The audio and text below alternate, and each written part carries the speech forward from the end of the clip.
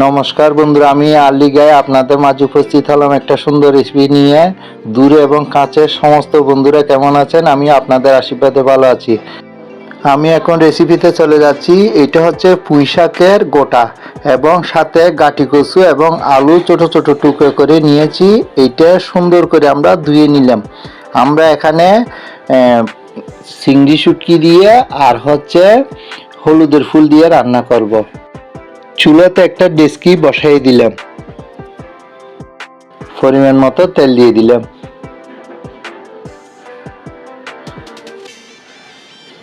পেঁয়াজ কুচি দিয়ে দিলাম।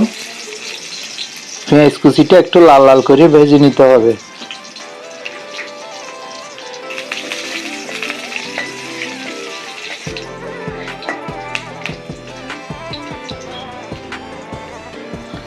চিংড়ি শুটকিগুলো দিয়ে দিলাম। আমরা চিংড়ি শুটকিটা 1 থেকে 1.5 মিনিট একটু ভেজে নেব।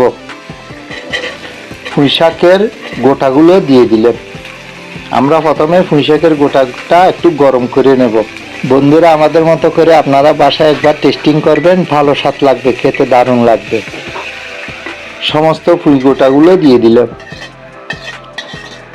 বন্ধুরা, একটু কষাইতে হবে, ভালো করে একটু কষাইলে তরকারিতে স্বাদ চলে আসবে।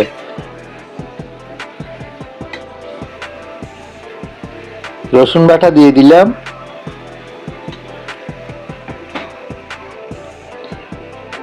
আদা বাটা দিয়ে দিলাম। বন্ধুরা, আমরা সমস্ত তরকারিতে রসুন বাটা এবং আদা বাটা দিয়েই খাই, কোনো তরকারিতে বাদ দিই না। পরিমাণ মতো লবণ দিয়ে দিলাম। আদা বাটাটা দিলে একটু পেটের হজম শক্তিটা হয় তাড়াতাড়ি। হলুদের গুঁড়ো দিয়ে দিলাম।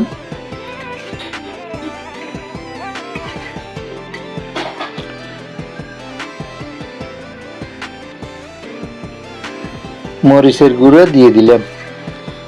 আমরা একটু কম পরিমাণে মরিচের গুঁড়ো খাই, সেই জন্য কম দিয়েছি। আপনারা চাইলেও একটু বেশি পরিমাণে দিয়ে খেতে পারেন, যার যেরকম অভ্যাস সেভাবে দিয়ে খেতে পারবেন।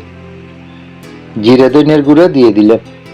এখানে আমরা আর অন্য কোনো মশলা ব্যবহার করি না, শুধু জিরে ধনিয়ার মশলাই ব্যবহার করি, কিন্তু এটাতে স্বাদ হয়। এইভাবে একবার পুঁই গোটা টেস্টিং করতে পারেন। 4 থেকে 5 মিনিট আমরা ভালো করে কষিয়ে নেব। বন্ধুরা, একটা কথা মনে রাখবেন, কষানোর উপর নির্ভর করবে আপনার তরকারির স্বাদ।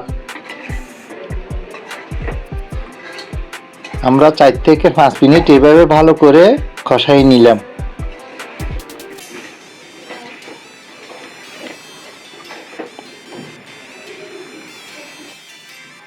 কষানোর জন্য পরিমাণ মতো গরম জল দিয়ে দিলাম। গরম জল দেওয়ার পর 10 থেকে 15 মিনিট আমাদের ভালো করে সিদ্ধ করতে হবে। কচু এবং আলু এবং পুঁই গোটাগুলো সিদ্ধ হওয়ার জন্য ঢেকে দিলাম 15 মিনিটের জন্য। একটু নেড়ে দিলাম। বন্ধুরা, দেখতেই পাচ্ছেন তরকারি একটু ঝোল থাকবে। এইভাবে ঝোল ঝোল করে আপনারাও বাসায় রান্না করে খেতে পারবেন। আর একটু ঢেকে দিলাম। এই হলুদের ফুলটা আমরা সেন্ট হওয়ার জন্য দিয়ে দেব। হলুদের ফুলটা কুচি কুচি করে কেটে আমরা দিয়ে দিলাম।